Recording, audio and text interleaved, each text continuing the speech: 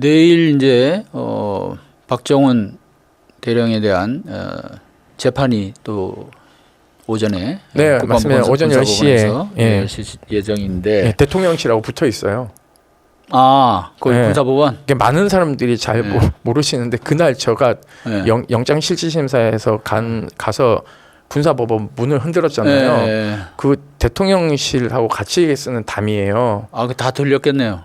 다 들리는 게 아니라 사실은 거기 앞에 군사법원을 써놔서 그렇지 그 대통령실 울타리를 흔드는 거나 마찬가지이기 때문에 그래서 그렇게 경호처 직원들이 길을 쓰고 막았나? 거기 나와가지고는 이걸 막아야 되는지 말아야 되는지를 난리가 난 거예요. 근데 거긴 군사법원 문이거든요. 왜냐면 울타리 같이 쓰니까.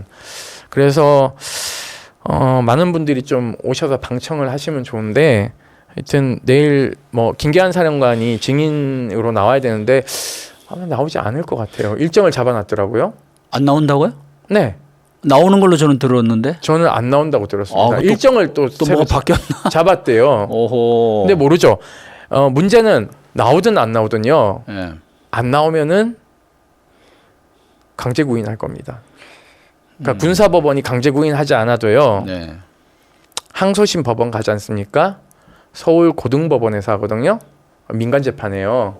그러면 거기 부장판사님들은 얄짤없이 잡아올 겁니다. 이분 지금 상당히 수심에 가득 찬 얼굴인데. 그렇죠. 삼성 장군이 우리 헌정사사 유례 없이 현직 삼성 장군이 군사재판의 증인으로 소환됐습니다. 자, 이분이 사실은 진실의 한 절반만 얘기를 해도 그날 어떤 일이 벌어졌는지, 어떤 압력이 있었는지, 어떤 전화를 받았는지. 자, 그날 오후에 8월 2일 오후만 하더라도 안보실 2차장에 전화가 걸렸고요. 그죠? 해병대 사령관한테.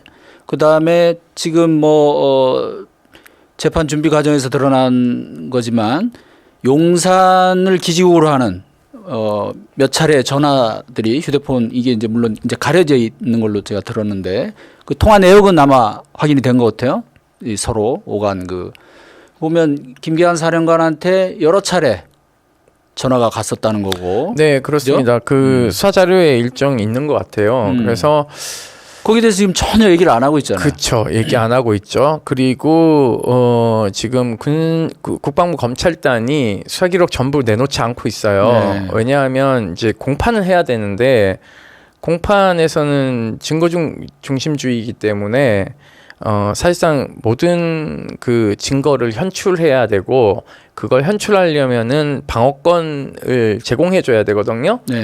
박 대령은 지금 피고인이니까 형사사건의 방어권이 보장돼야 되는데 지금 방어권이 보장되지 않고 있어요. 사실은 방어권 보장도 필요 없죠. 왜냐하면 이건 공소가 법원에 의해서 기각되거나 지금이라도 국방부 검찰단이 공소 취소해야 되는 거예요. 근데 공소 취소도 안 하고 있고요. 국방부 검찰단이 첫 재판 일성으로 하주희 변호사가 공소 기각을 요청했어요. 그것에 대한 여러 가지 이야기들을 얘기를 했지만 지금 재판이 계속 진행되고 있는 것이거든요. 그래서 이런 부분들을 종합적으로 봤을 때 국방부 검찰단이 내놓으면 안 될 자료들이 있는 것 같아요. 그런 것들을 지금 변호인들에게 제공을 못하고 있다는 것은 혐의 입증에 자신이 없다는 얘기입니다. 공수처가 국방부 이제 검찰단도 압수수색했다 그랬잖아요. 혹시 거기서 뭐 좀 확보된 게 있을 수도 있을까요? 저는 있을 거라고 봅니다. 상당 부분 왜냐하면요 이게 수사기관에 대한 그러니까 일종의 이런 겁니다. 공수처가요. 국방부 검찰단이면요. 육군 검찰단이 있고 해군 검찰단이 있고 공군 검찰단이 있어요. 그 검찰단들의 상위 기관이거든요. 우리 민간 검찰청으로 치면 대검이에요. 공수처 대검을 압수수색한 겁니다. 그러니까 이렇게 얘기해줘야지 빨리 이해가 돼요. 그러니까 국방부 검찰단의 압수수색이라니까 국방부를 또 압수수색했나 보다 이게 아니에요. 그 유재훈 법무관리관은 국방부 장관의 법무참모 역할을 하기 때문에 국장급이에요.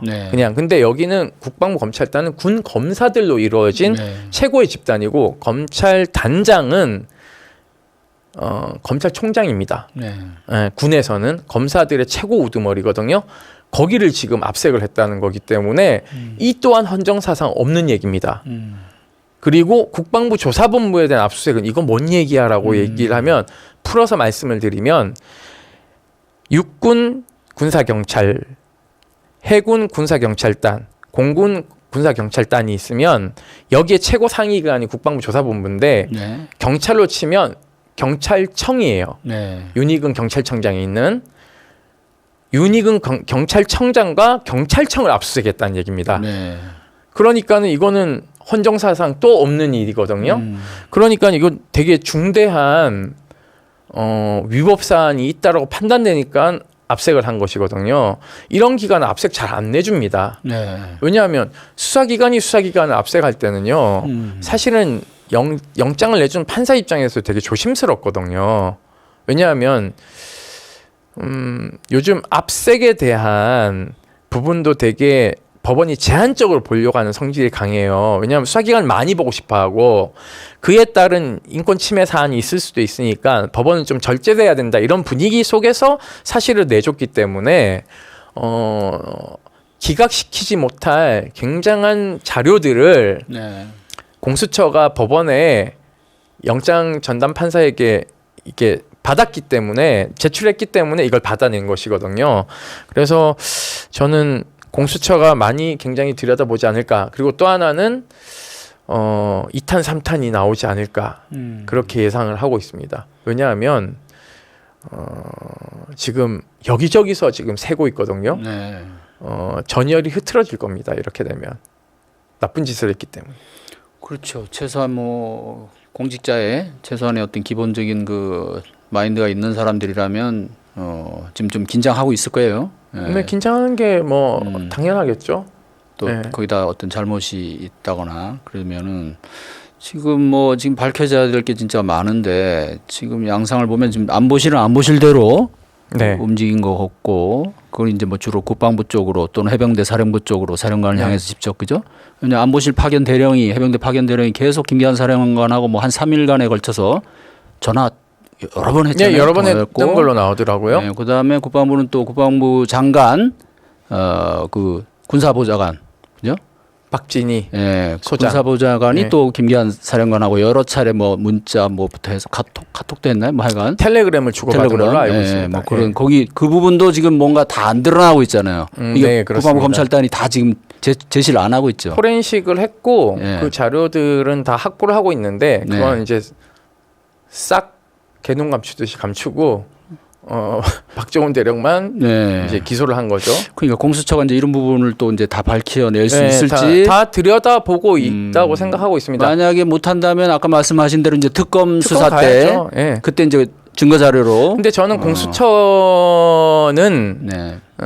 증거인멸 우려에 대한 수사자료 확보 차원이라고 생각하고 있고요. 물론 공수처가 제 기능을 해줘서 기소까지 간다면은 좋겠지만 저는 한계가 분명히 있다라고 생각하고 있기 때문에 결국은 특검으로 기결되는 과정이다라고 저는 생각하고 있고요. 특검도 저는 결국은 수사 인력의 문제이기 때문에 특검 시한 문제라든가 인력의 문제가 있기 때문에 여느 특검의 규모보다는 굉장히 그 규모가 사이즈가 큰 왜냐하면 이게 지금 대통령과 대통령실도 안보실과 국정상황실 그리고 공직기강 비서관실을 다 들여다봐야 되는 게 있어요. 대통령실도 쪼개서 봐야 되거든요. 그리고 경찰청도 연루되어 있는지도 들여다봐야 되고요. 국가수사본부 경찰로 치면 경찰청, 국가수사본부, 경북경찰청 이 세 개의 집단이 있기 때문에 이걸 또 다 들여다봐야 됩니다. 그리고 국방부 안에서도 국방부 장관, 법무관리관, 군사보좌관 이 결이 있고요. 그러니까 국방부 조사본부도 있고요. 국방부 검찰단도 있고 해병대도 있고 하기 때문에 이게 지금 크게 묶으면 대통령실, 경찰, 국방부, 해병대 이렇게 되기 때문에 네. 국방 검찰단 이렇게 되기 때문에요. 이게 이렇게 되면은 아까 얘기한 구분된 건마다 검사가 한 명씩 배치돼야 돼요. 특검보가 보통은 특검이 있고 특검보가 1명, 2명, 3명 이 정도 있거든요. 그러면 특검보들이 칼에 대한 것들을 다 진두지휘하거든요. 특검은 큰 맥만 짚고요. 그러면은 이게 아까 얘기한 맥락들이 쭉 있기 때문에 수사검사만 투입돼야 될 사람들이 굉장히 많습니다. 그러면 이제 수사관들까지 합치면은 이게 배로 3배로 막 늘어나거든요. 그러니까 특검의 규모도 지금 작게 가서는 이게 될 일이 아니다. 워터게이트 사건에 버금가는 거기 때문에 저는 슈퍼특검, 제가 강조하는 것도 슈퍼 국정조사. 왜냐하면 아까 다 불러내야 되니까 그 사람들을요.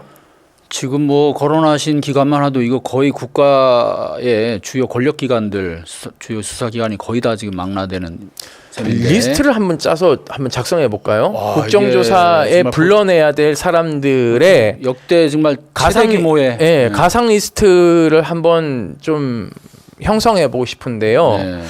그것도 굉장히 일인 것 같아요. 그러니까요. 그래서 국정조사가요, 그냥 할 일이 없다. 저는 그렇게 생각하지 않습니다. 국민들이 국회의원들께서 하는 게 못마땅하더라도요, 의회에서 개개 의원들이요, 한 사건에 대해서 집중해서 파면요, 굉장히 많은 게 나옵니다. 왜냐하면 국회 국방위나 법사위를 통해서 지금 최상병 사망 사건과 관련된 실체적 진실이 사실은 하나 둘 역할을 해서 밝혀진 것들이 있거든요. 네. 그러면 국정조사를 하게 되면 더 많은 것들이 밝혀지기 때문에 이 또한 특검의 수사 자료로 활용될 수 있고, 그리고 국민들이 왜 특검을 해야 되는지에 대한 것을 이해시키려면 결국은 국민 앞에서 수상하게 이런 문제들이 있었다라는 걸 이야기해줘야 아까 말씀드린 징병제 근간이 안 흔들려요. 그러니까 우리가 징병제에서 모병제로 갈 거냐, 이건 다른 문제고요. 네. 그렇기 때문에 정확한 건 부모들이 군대 보내놓고, 자식을 군대 보내놓고 발 뻗고 못 자는 사회는요, 네. 그건 죽은 사회입니다. 예. 그 애간장이 녹아야 되거든요. 왜 그래야 되죠? 헌법에는 국방의 의무가 있다 이렇게 얘기해놓고 여기에 막 애국페이를 강요하지 않습니까? 근데 이제는 시대가 바뀌었어요. 병장 월급이 지금 150만 원으로 올라가는 추세고요. 병사들에게 핸드폰을 주어지는 사회입니다. MZ세대라고 하는 집단이 갖고 있는 권리에 대한 인식이라든가 이런 것들이 굉장히 많이 바뀌었기 때문에 거기에 눈높이에 맞는 국방의 의무를 제시해줘야지 당사자들도 납득을 하고요. 부모들도 납득하고 국민들도 납득할 수 있습니다. 이런 군대가 되어야지만이 사실은 국민의 안전과 생명 보호를 위해서 이분들이 초계와 같이 자기 몸을 던질 수 있다고 생각하거든요. 그런데 최상병이 물에 들어갔을 때는 정말 구조하라는 지시가 임성근 사단장으로부터 있었고 안전장구가 없는 가운데 들어갔지 않습니까? 자기 의무를 다 했어요. 저 안 들어가겠습니다 라고 하지 않았다고요? 네. 그러면은 국가는 책임을 져야죠. 근데 지금 이 모습은 책임지는 모습이 아닙니다. 책임질 사람이 지금 언론을 통해서 180페이지의 의견서를 쓰면서 네. 생존 해병과 생존 해병 어머니를 그리고 지원하고 있는 군인권센터를 북한의 사이버전을 방불케 하는 뭐 이런 표현을 막 써놨어요. 네. 하여튼 뭐 북한하고 교류가 좀 있으십니까? 저 북한 가면 체포될걸요. 네. 김정은 그쪽이 좀 싫어하죠. 그 연평 포격 때 저기 그 국제형사재판소에 제소해야 된다고 얘기했기 때문에 지금 최고 존엄을 모독했기 때문에 큰일 날 저는 일을 북한을 하셨군요. 방문하는 순간 예. 북한 사법당국에 체포될 겁니다. 그럼 그래서 전혀 그쪽에 지령을 받을 일이 없을 것 같은데. 예. 공화국이 싫어하겠죠. 예. 예, 저는 하여튼 북한하고 결이 안 맞는데 요는 그런 이상한 소리를 하는 뒷배경이 뭘까를 저는 그 행간을 좀 읽어야 된다고 생각하거든요. 뒷배는 대통령이죠. 그러니까는 유배지 가서도 박정훈 대령한테 내용 증명 보내잖아요. 그 봉투 보면은요 뭐라고 써 있냐면 네.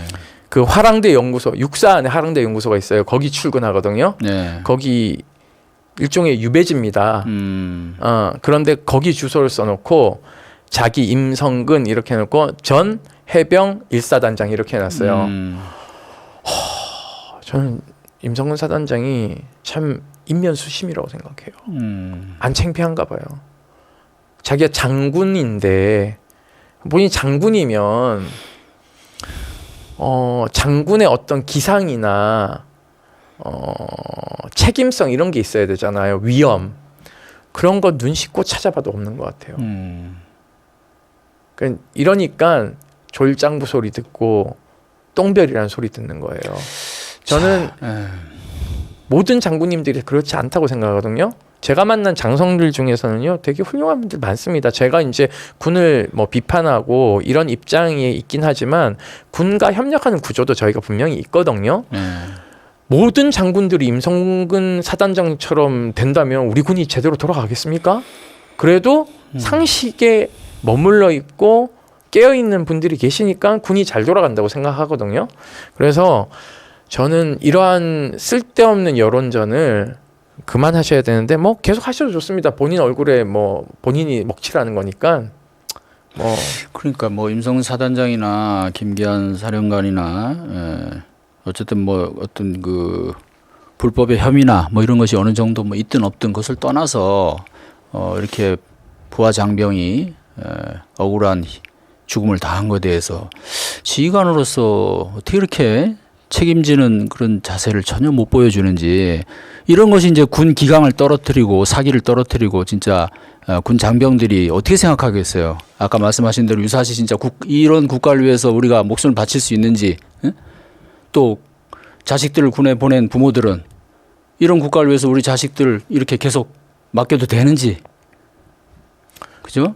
뭐 저는 그런 것들을 잘 보여주기 위해서라도 국회의 권능을 회복해야 된다고 그러니까 생각하고 우선 국정조사가 빨리 좀 저는 빨리 이루어져야 되는 특검 생각하고 전에라도 특검 전에 해야 되죠. 특검 전에 해야죠. 특검은 지금 멀었죠?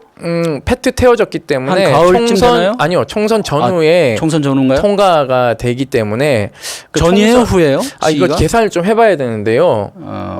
박주민 의원이 전후라 그러는데 또 어떤 의원은 계산을 해보니까 총선 끝나고 나서다라고 얘기하는데 그렇지, 작년 12월이니까 이번 국회 임기가 5월 30일까지이기 때문에요. 그 안에 통과시키면 됩니다. 그때 그래서 참 그 얘기가 나왔었는데 네. 이번 국회 임기 안에 못하게 됐다, 좀 몽기적거리다가 못하게 될 수도 있다. 그런 얘기가 나왔었죠. 민주당 그래서 예. 민주당에 조금 막 비난도 되고. 네네네. 아니 그때 그 얘기 소장님도 하셨잖아요. 여기서. 네, 맞아요. 그래서 일수가 이 국회 임기 전에 통과를 시킬 수 있다는 게 전망인데 저는 그 전에 국조를 빨리 해야 특검도 탄력을 받는다라고 생각을 하고 있고요. 지금 뭐 설 명절이 다가오고 있고 국회는 보셨겠지만 이제 다 지역구 내려가셔서 활동을 하고 계시기 때문에 사실은 오늘 쉽지 않겠어요. 지역구 의원님들은 오시기가 좀 어려웠어요. 그래서 저는 이게 빨리 좀 이루어져야 그 2월 설 지나고 나서 3월 들어서기 전에 빨리 국조를 하면 돼요. 지금 결정만 하시면 되거든요. 그리고 특위로 구성해서 지금 진행한다라는 게 그 국회 국정조사 안에 들어가 있기 때문에 그렇게 하면은요 한 3일 정도 하면 되지 않을까라는 생각을 가지고 있긴 해요. 근데 뭐 규모를 또 봐야 되기 때문에 증인으로 불러낼 사람들이 얼마인지, 그리고 이 아까 얘기한 집단 말고도요, 국가인권위원회 군인권보호관도 사실 국정조사 불려 나와야 돼요.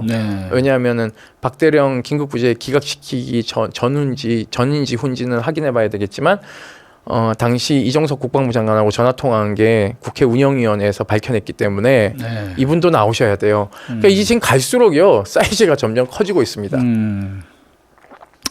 자, 그럼 어쨌든 이제 국회의장 의지가 중요하겠어요. 네, 중요하죠. 본인 결단을 내려야 되는 시점인데. 그렇죠. 되게 중요하게 생각하고 있다라고 저는 얘기를 들었고요. 그런 의미에서 오늘 이제 북을 쳤는데 대형 북을 오늘 쳤거든요. 오늘 그 북이 상당히 컸죠. 네, 그 난타를 하는지 알고 계시더라고요 기자님들이. 그래서 제가 북을 그러니까 왜냐하면 이게 여론을 움직여야 되는데 결국은 이게 이제 여론을 움직이려면 결국은 이제 생존 해병이 문제적 당사자성이 있어야 되기 때문에 오늘 북 치는 장면 네. 나오지 않습니까? 저 북은 이제 생존 해병 어머니가 너무 힘이 들어서 주저앉으셔서 네. 그 다음에 윤일병 어머니가 북을 이어서 치셨고요. 그 다음에 홍정기 일병 어머니세요. 홍정기 일병 어머니가 얼마 전에 그 한동훈 법무부 장관하고 1시간 반 동안 면담하지 않았습니까? 네. 법무부 장관 그만두기 전에. 왜냐하면 군인과 경찰에 대한 이중배상 금지를 하고 있는 것을 정부 입법으로 지금 이중배상 금지하는 것을 이제 푸는 조치를 한동훈 장관이 약속을 했기 때문에 네. 그 어머님이 이제 이어서 북을 치는 장면인데요. 저 북이 1m 65m. 지름. 예, 지름이 네. 크기가. 그래서 오늘 북을 보고 많은 기자분들 굉장히 오늘 많이 오셨더라고요. 저도 깜짝 놀랐어요. 네.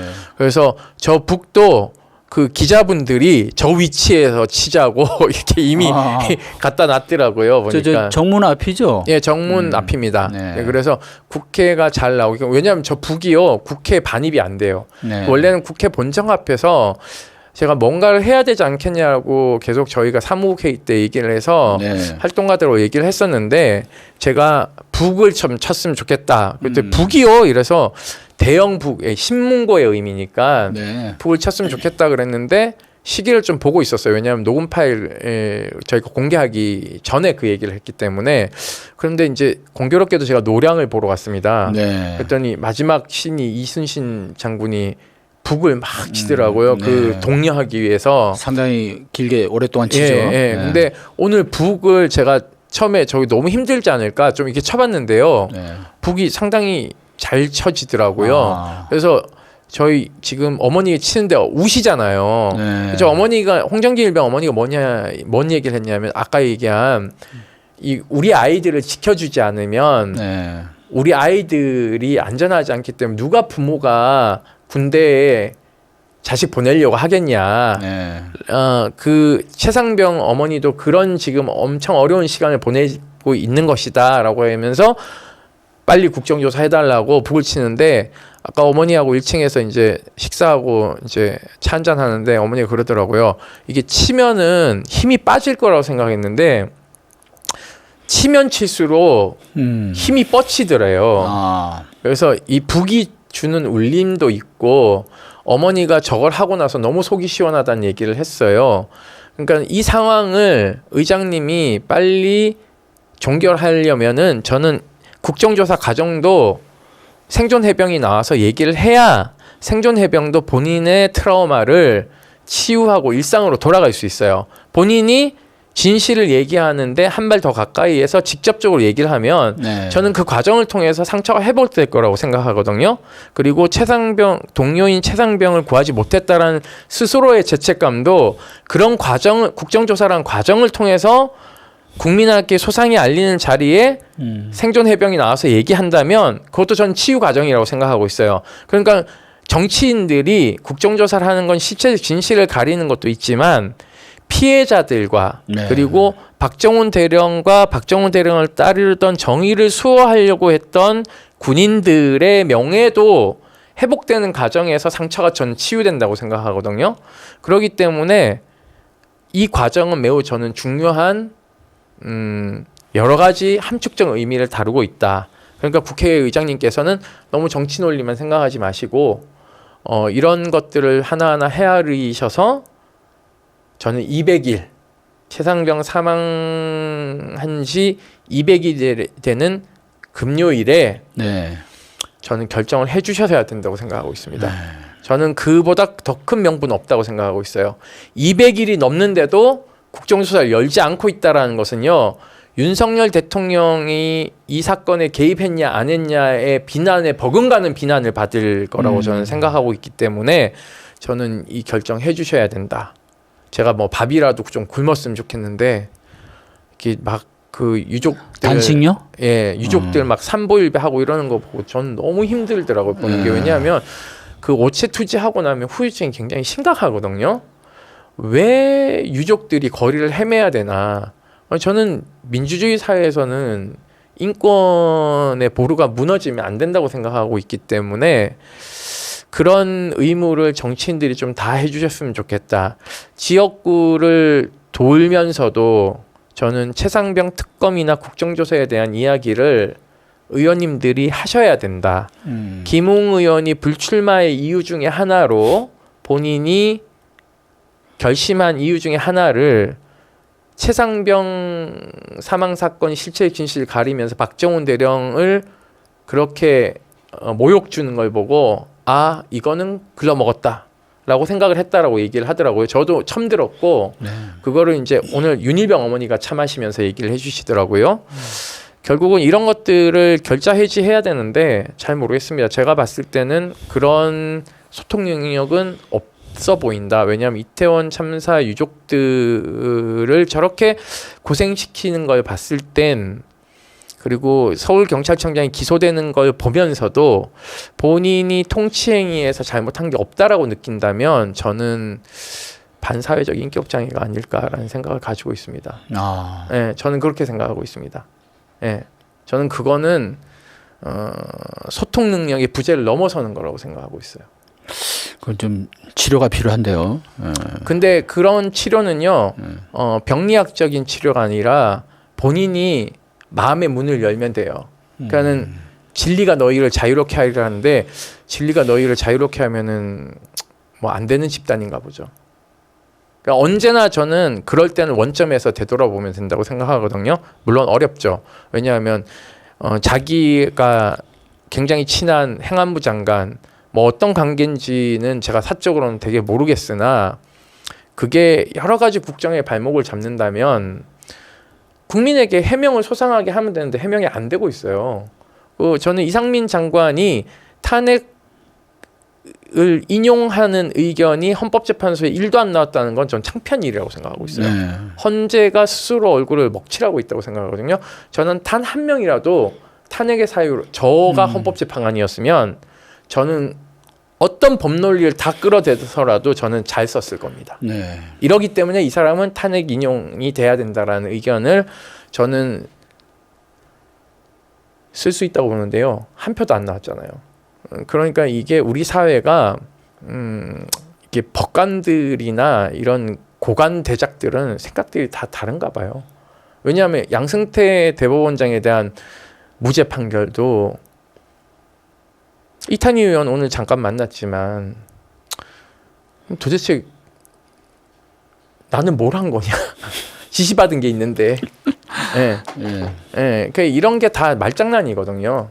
그러니까 그런 행위들을 한 사람들은 빨리빨리 속죄를 받고 죄값을 싸게 치러야 되는데 본인들이 죄값을 안 치르기 위해서 네. 더 큰 범죄를 저지르니까 그게 문제라고 생각하고 있습니다.